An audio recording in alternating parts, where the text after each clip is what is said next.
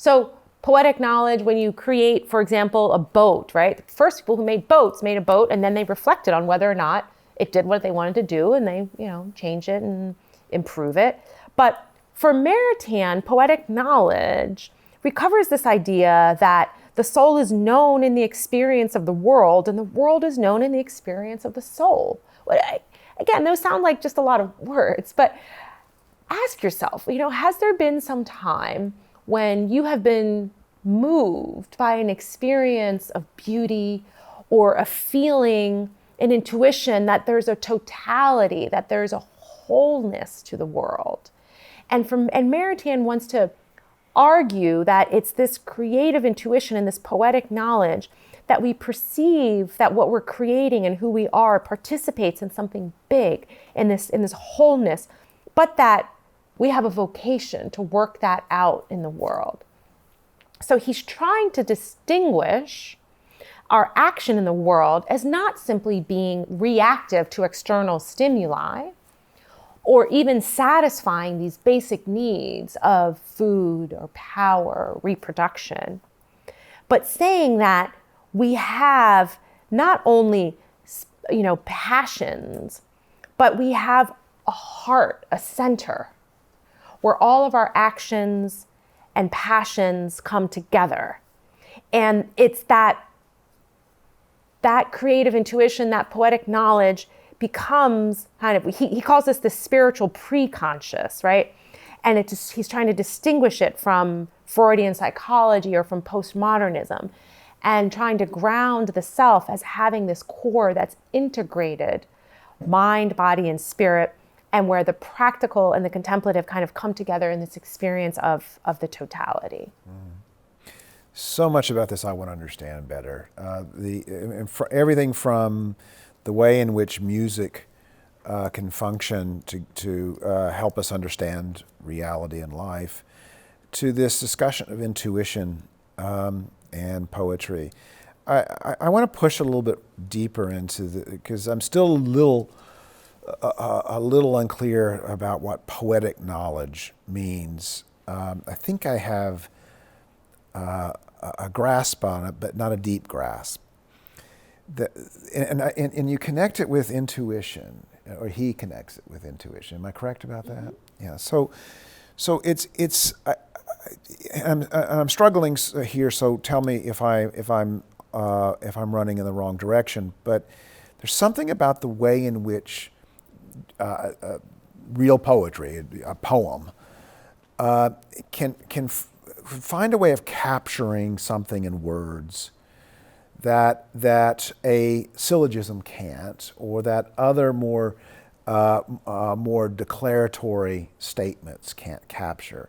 It captures something of the complexity that is irreducible, to use that word again, and that it puts me in mind of another quote from Eric Voegelin that some truths come to us in the form of a mystery, and when truths come to us in the form of a mystery, what we do is we try to give expression to the mystery itself, to the architecture of that mystery, to the shape it has, because that's what we're trying to explore. We're not trying to solve the mystery, we're trying to understand the mystery, which is a different enterprise.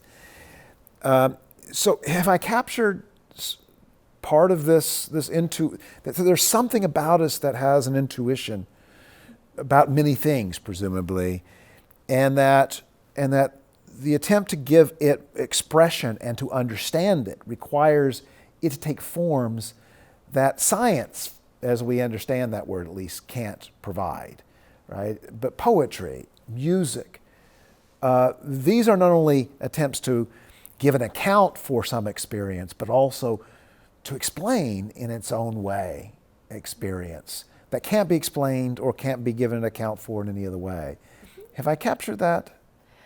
Yeah, I think that the notion of poetic knowledge I go into the most in depth with is with the scientist in my book, Carlo Lanciolotti, the mathematical physicist, right?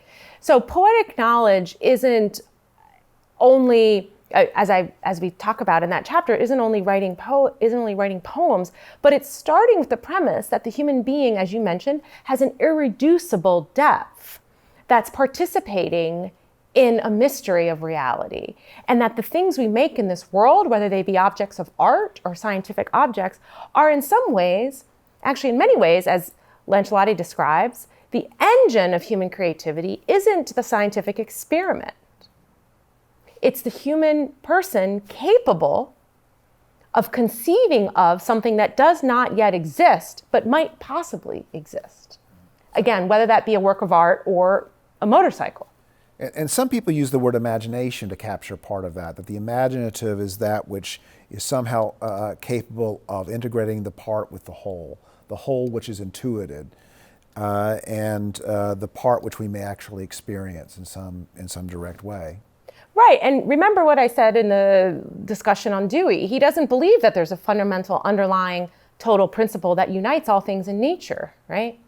So what ends up becoming, again, why is all this relevant for education or for the human good? Well, the progressive view of the human person, the progressive view of education is constantly reforming and constantly transforming.